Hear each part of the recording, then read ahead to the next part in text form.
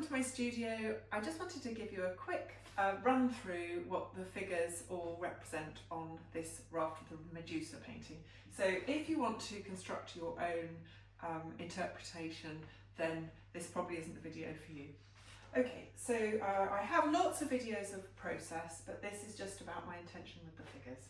So overall, using Géricault's Raft of the Medusa painting, which I absolutely love, not least for its incredible structure and the romantic, with a capital R, message, I wanted to construct the notion of a raft where many common women's experiences could be shown together, both positive and negative, things that would be identifiable across different places and time.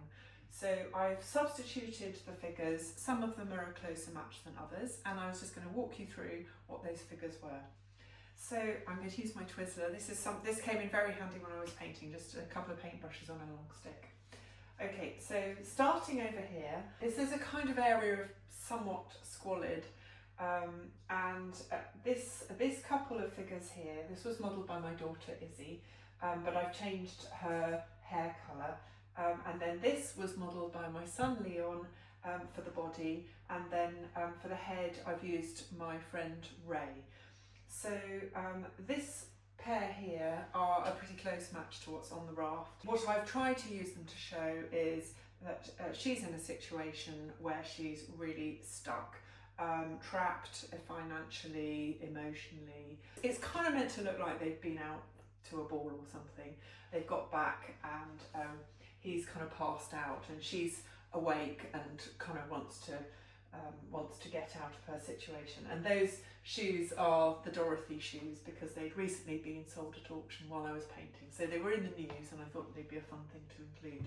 In the raft there's a figure falling into the water there. So the shape of the knees suggested elbows to me, and I wanted to really have she's almost in the position of a narrator of a story. So it may be like she's reading the book and this is what the book is about, but more importantly, free to be her beautiful self, minding her own business without any judgment or sexualizations. And the daisy chain, so we had obviously these daisies. I was going to have a chain around her neck, but we realised that wouldn't fit, and then she said could she have one around her head, so that was Izzy's idea. So that's that figure. Obviously this is a obviously this is a self-portrait wearing my painting apron. I very often paint in stripy tops because I use old pyjama tops from the boys. So this is a kind of metaphor, very transparently delivering the painting, delivering the baby.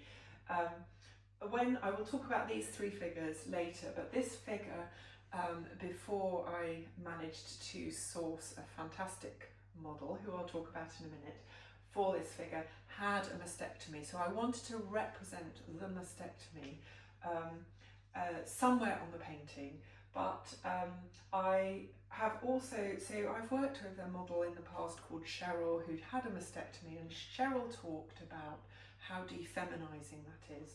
So given that I was going to put a woman giving birth in the middle of the quilt, I thought it would be a really good way to address that, to give her the mastectomy and have her doing the ultimate feminine act, one might say. So this figure here is a conglomeration of all sorts, a bit made up. I used a self-portrait mirror photo for the arm. I took the face and the scarring from various photos online, and actually the posture of the two relative to each other from a midwifery journal. I wanted to leave a bit more space in the foreground to make the quilt be a character in itself. This is called Jacob's Ladder, this pattern, and I have in the past been a really enthusiastic quilter, and quilting historically has been an occupation that women have done together. So that's what that represents. Then over here, some of these figures are taken from art history, and the first one is this pair here. So this is Timoclea, and this is her abuser who she has tricked into putting into the well. And it's a well-known story that has been illustrated in art over the centuries. But in this one, this was painted by Elisabetta Sirani, and Elisabetta shows the moment of revenge. So I wanted to represent sexual abuse without glorifying or showing it. So that was the solution. And luckily, from a compositional point of view, where the well is in the original painting, I was able to swap in this barrel from the original Jericho painting. And another barrel on the raft is over here, tipped on its side. So I thought that was a good chance to basically have a laundry basket and a load of just the crap that I particularly remember with young children doing whatever I was doing, but also just having like bits of secateurs, cuddly toys that I was trying to keep track of, and the omnipresent first aid bag. So that's what that is there. And then here I wanted to represent teamwork, and obviously sport is a great example of teamwork. So this is taken from a photograph by David Lintott of the Women's Rugby World Cup final in 2022 when England played New Zealand, and this is the final line out.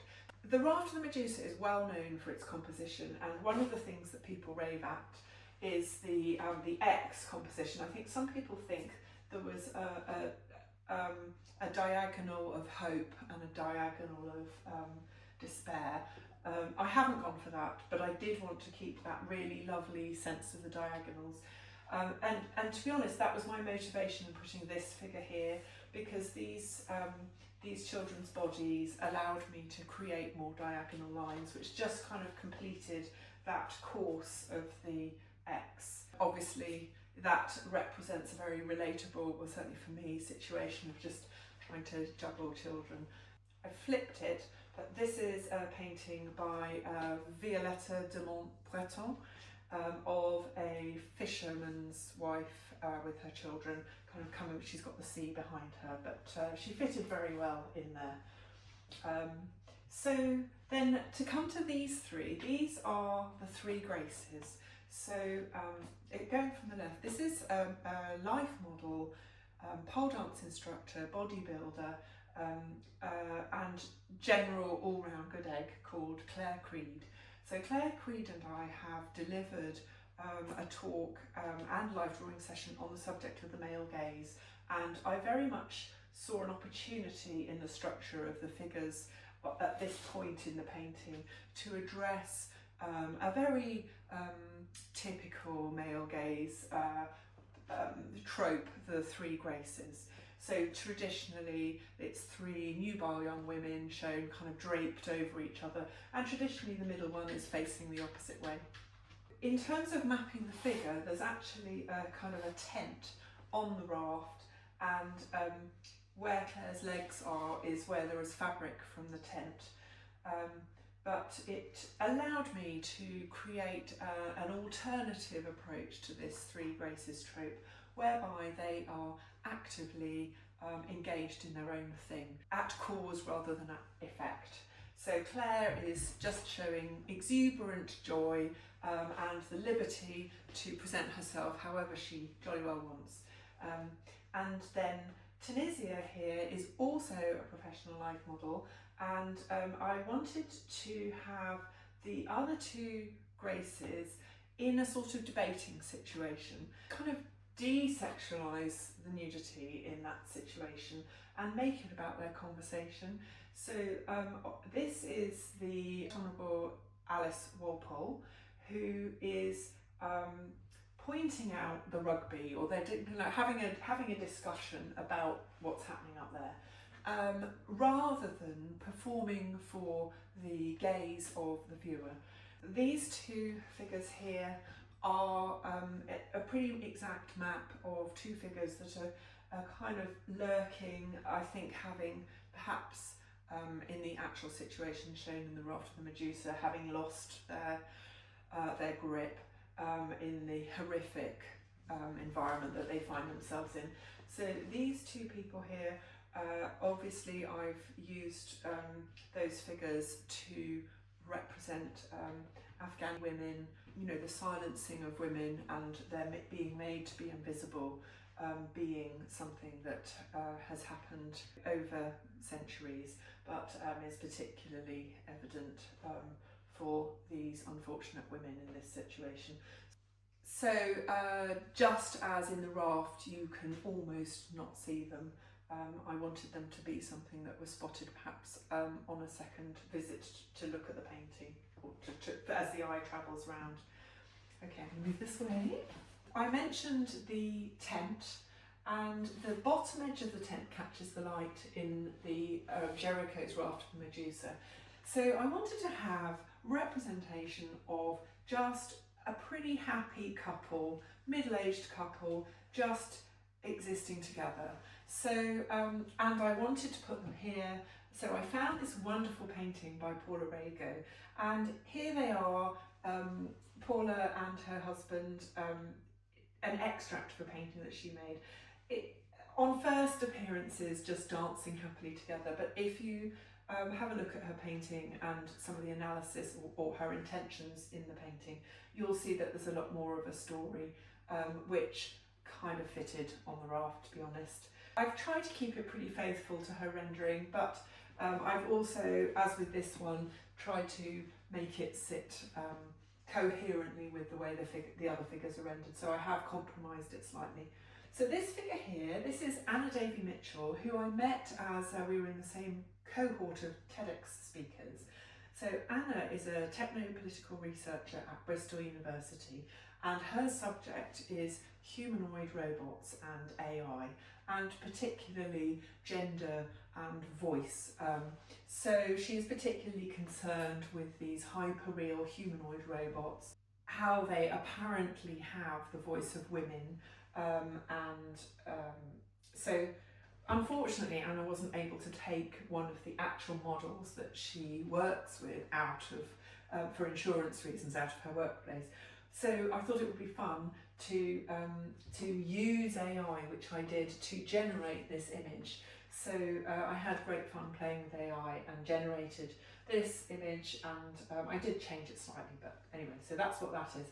So also I really like using the thinker, Rodin's thinker, as an emblem, and putting women in that position in my work. So I was quite happy with the pose too. So Anna rocked up. These are her work clothes, complete with her lanyard.